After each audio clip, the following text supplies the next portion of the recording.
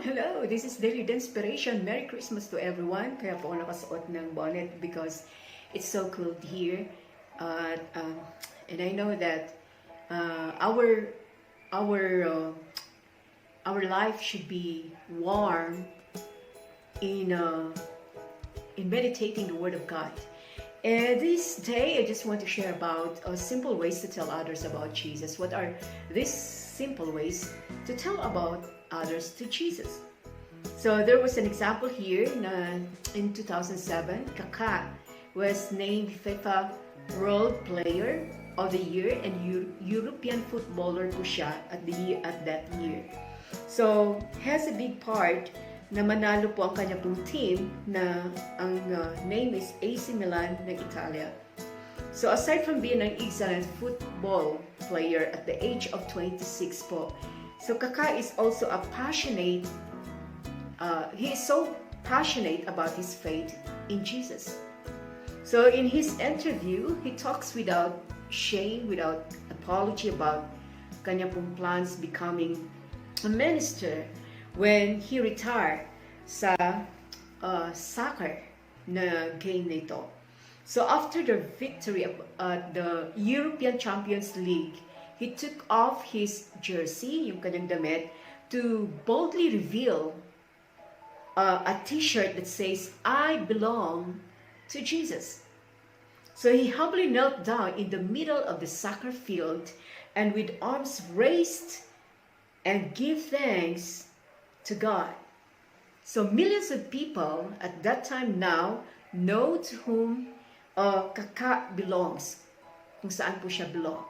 So the question is, did your friends, did your co-workers, did your boss whom you belong?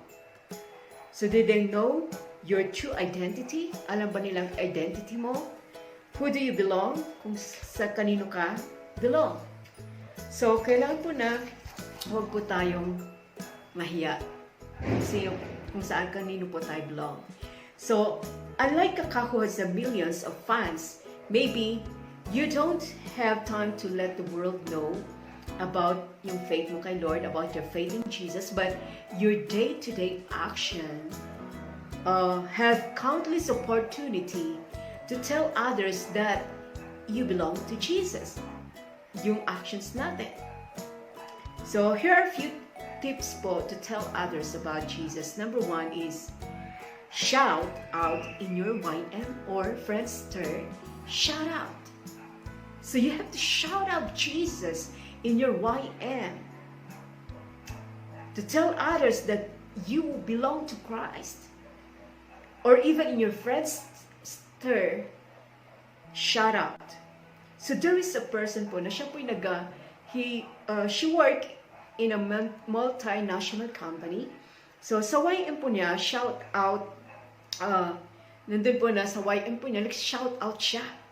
A lot of people was encouraged because of his quotes and verses na kanya pong nilalagay po doon sa shout out po niya. So he's intentional about it sa kanya pong pag-shout out, sa kanya pong paglagay po ng mga verses, ng mga ano po niya, ng mga quotes po niya doon sa kanya pong YM. So shout out alone means ito po ay naging mission accomplished po niya dahil po sa taong ito na naging mission accomplished po niya ang kanya pong YM in telling others about Jesus. So yan po yung gagawin natin. Napakasimpleng bagay. You have to shout out about Jesus. Your faith about the Lord. Your identity that you belong to Christ. And the second thing is simple and brighten up. So you have to smile and brighten up other people's day. Diba may mga tao po that they're so sad, hindi natin alam kung ano po yung mga burdens nila. So, sabi nga po, ang sad face daw causes sadness and hot temper. So yan po na magiging sad ka, mainitin ang ulo mo.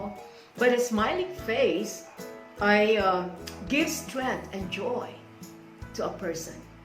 Kaya nga po kapag nakakita kang tao na very smiling, wow, nakaka-inspire yung kanila pong mga mukha. So how much would it cost you smile? gaano ba ka-cost yung smile mo? So it won't cost you anything. Wala naman pong babayaran. Ngingiti ka lang eh. Just ngitian mo lang yung tao.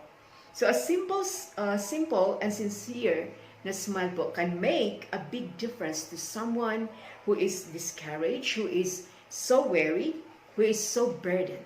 So yung simple smile mo, nakaka-encourage po yan ng isang tao po na siya po'y burdened or nandun po na talagang siya po'y nabibigatan sa kanya pong mga problems. So your smile may be the window that will show others that you have Christ within you. So yung ating simple smile, this is the window that the people will see that you have Christ in you. Yan po ang pangalawa. And the third thing is be a listener or be a listening ear to the colleague who has burdens to unload. Be a listening ear to them.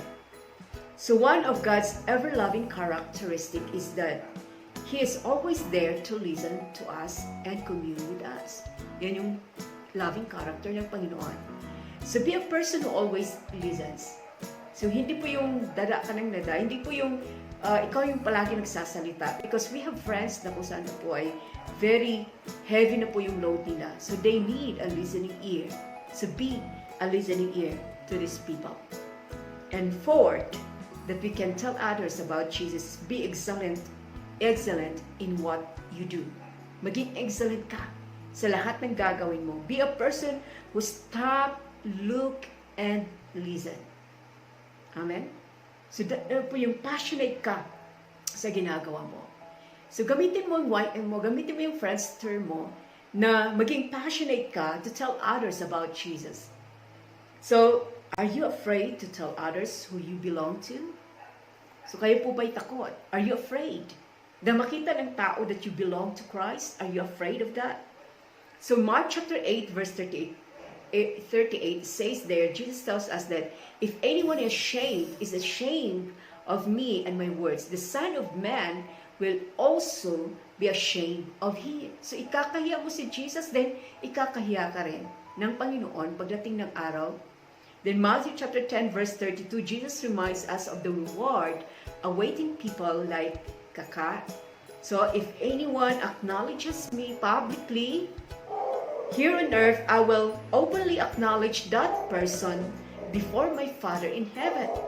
So kapag dineclare natin si Jesus or acknowledge natin si Jesus publicly here on earth, so we are to be acknowledged ng Panginoon sa Father. So yan, tandaan natin kapatid, how we can tell others about Jesus. The 4 things that you can do to tell others about Jesus. Shout it out with your YM and FRIENDSTER. Then, smile and brighten up other people's day. And third is be a listening ear to a colleague who has burdens to unload. And number 4, be excellent in what you do. So kapag ginawa po natin to, ang ating pong buhay can show to others that we have Christ in our lives. Thank you so much po. This is Daily Inspiration na nag-inspire po muli sa inyo.